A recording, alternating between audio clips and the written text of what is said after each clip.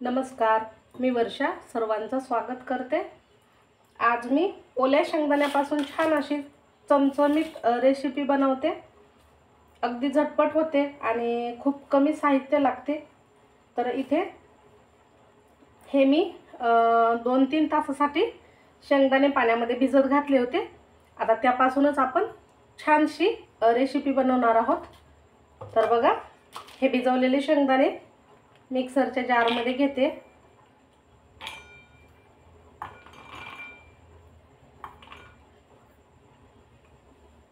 ही recipe आपण भाकरी, चपाती किंवा भाताबरोबर देखील खाऊ शकतो। आता यामध्ये मी 3-4 हिरव्या मिरच्या टाकते। मिरचीचं प्रमाण तुम्ही तुमच्या आवडीनुसार कमी अधिक घेऊ शकता। एक आल्याचा तुकडा टाकायचा, अगदी थोडीशी बारीक चिरलेली कोथिंबीर आणि लसणाच्या 7-8 पाकळ्या टाकायच्या आहेत। आता हे थोडंसं पाणी टाकून असं जाडसर वाटून घेणार आहोत आपण मिक्सरवरती। तर इथे हे पेस्ट अशी तयार करून घेतली आहे। अगदी बारीक अशी नाही वाटायचं, आपल्याला जाडसरच वाटून घ्यायचं आहे बघा। आणि छान अशी ही पेस्ट तयार करून घ्यायची। आता आपण या कढईमध्ये तेल टाकून घेऊ। शेंगदाण्याला सुद्धा तेल सुटते, त्यामुळे फारसं तेल टाकायची गरज नाही। तेल कडकडीत गरम करून घ्यायचं।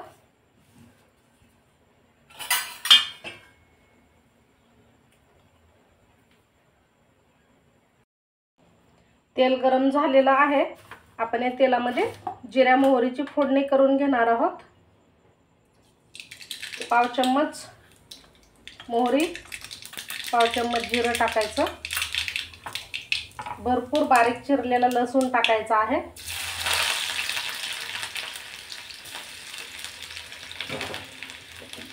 लसूण चांगला असा परतून घ्यायचा तेलावर।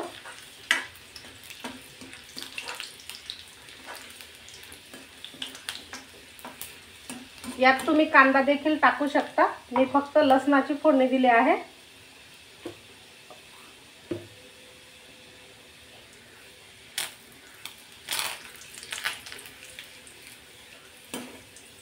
लसूण मस्त असा खमंग झाला आहे तेलामध्ये। आता यामध्ये बारीक चिरलेली थोडीशी कोथिंबीर टाकायची। 1/2 चम्मच हळद टाकायची आहे।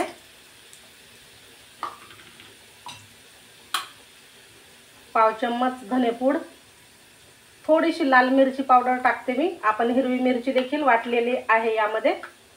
आता हे जे बॅटर आहे ते टाकायचं।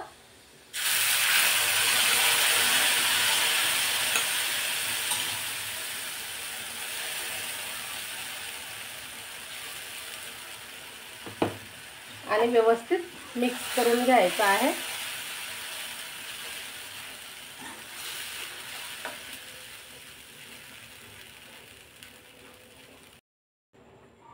यामध्ये आता आपल्याला ग्रेव्ही किती घट्ट किंवा पातळ करायची आहे त्यानुसार पाणी ॲड करायचं।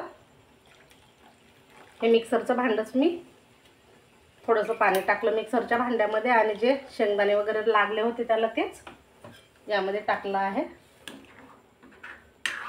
आता एक खळखळून याला उकळी काढून घ्यायची।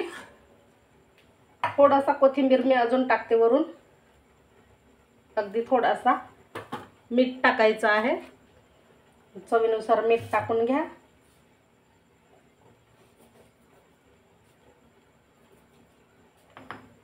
आणि 1-2 मिनिटं आपण या शेंगदाण्याच्या भाजीला उकळी काढून घेणार आहोत।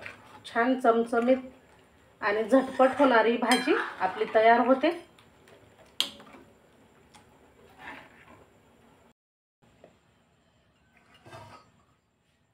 बघा, अशी व्यवस्थित याला 2 मिनिटासाठी आपण उकळी काढून घेतली आहे आणि लगेचच गॅस बंद केला तरी चालेल। ही भाजी थोडीशी घट्ट केली तर ह्याला तुम्ही शेंगदाण्याचं पिठलं सुद्धा म्हणू शकता किंवा शेंगदाण्याचं बेसन सुद्धा बोलू शकता, म्हणजे काही भागांमध्ये बोलतात याला। तर मी ही पातळ अशी रस्सा भाजी बनवलेली आहे शेंगदाण्याची। तर खूप छान लागते। आणि हिरवी मिरची नसेल तुम्हाला टाकायची तर लाल तिखट टाकलं तरी देखील खूप चवदार लागते ही भाजी। नक्की करून बघा झटपट होते. आयत्या वेळेला भाजीला काही नसेल आपल्या घरामध्ये तर आपण पटकन ही अशी चमचमीत भाजी बनवू शकतो. तर बनवा आणि मला कमेंट करायला विसरू नका कशी झाली ते. व्हिडिओ आवडल्यास लाईक शेअरही करा. आणि हो, माझा व्हिडिओ किंवा माझी रेसिपी जराही आवडत असेल तर चॅनलला सबस्क्राईब देखील करायला विसरू नका. भेटू पुन्हा छानशा रेसिपीसह.